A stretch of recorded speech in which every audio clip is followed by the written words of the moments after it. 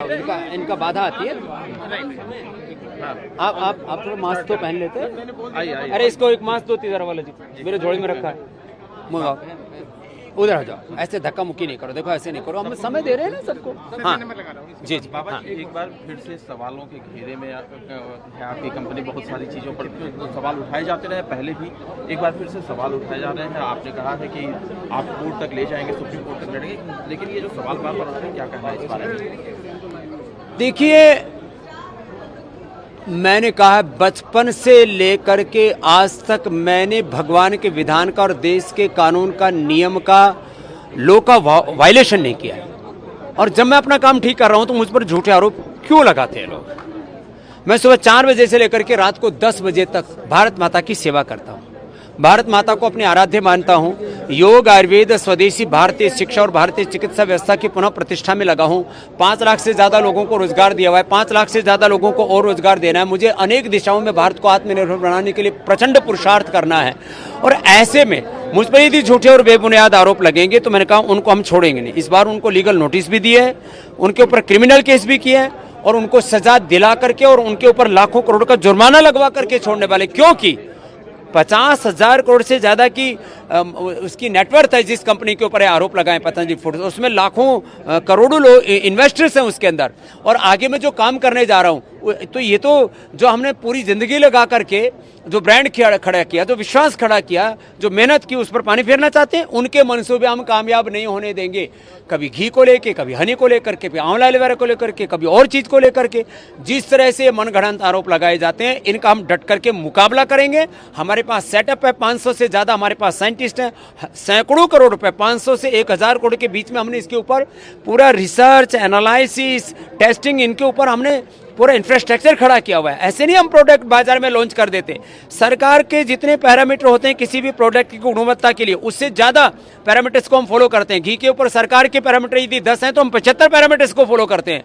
शहद के ऊपर सरकार के यदि 25-50 यदि गवर्नमेंट के जो है पैरामीटर हैं उसकी शुद्धता के, तो हम उसके ऊपर 100 से ज्यादा पैरामीटर्स को फॉलो करते हैं। तो किसी भी चीज की गुणवत्ता से हम कोई समझौता नहीं तो करते थे, ना कर रहे हैं और ना करेंगे।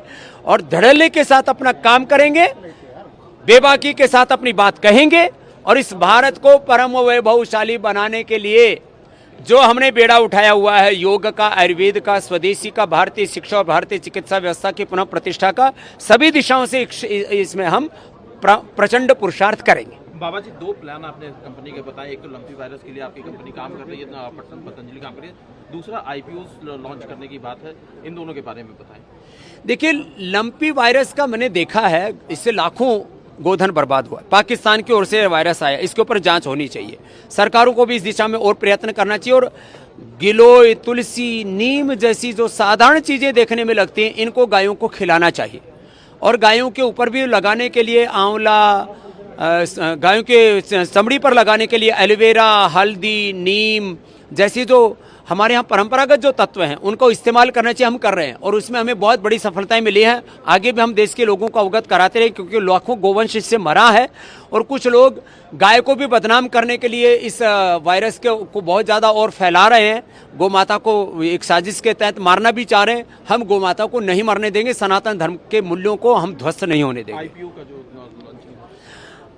हाँ, पतंजलि फूड्स के बाद हम बहुत जल्दी ही पतंजलि आयुर्वेद का, पतंजलि वेलनेस का, पतंजलि मेडिसिन का और पतंजलि लाइफस्टाइल, ये 4 IPO, पहले तो FPO लेके आए थे हम, क्योंकि पहले से लिस्टेड कंपनी थी।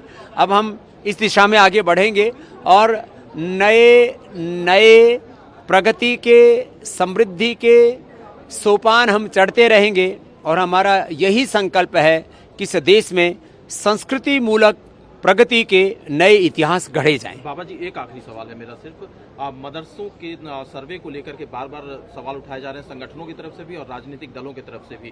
क्या कहना है आपका इस बारे में? सांच को आज कहा, हमारी पतंजलि की जब जांच हुई, जब हमारी गुरुकुलों की जांच हुई, तब तो कोई हाई तो हमने नहीं मचाई। तो मैं कहता हूँ, चाहे मदरसे हों, चाहे गुरुकुल हों, चाहे कोई ये जो हमारे ईसाई मिशनरियों के द्वारा चलाए जाने वाले हॉस्पिटल्स हों, स्कूल कॉलेज हों, सबकी जांच होनी चाहिए ना। उनकी फंडिंग कहाँ से आ रही है, इरादा क्या है। दरअसल ये जो पूरी टेरर फंडिंग का ही मामला नहीं है, इसके पीछे इसके पीछे बहुत कुछ, कितने राष्ट्र विरोधी ताकतें किस तरह के मंसूबे पाल करके हमारे देश को कहीं ना कहीं किस गृह युद्ध की तरफ या विध्वंस की तरफ धकेलना चाहते हैं। यदि कहीं किसी के तार जुड़े हैं तो उसका उपचार तो होना ही चाहिए।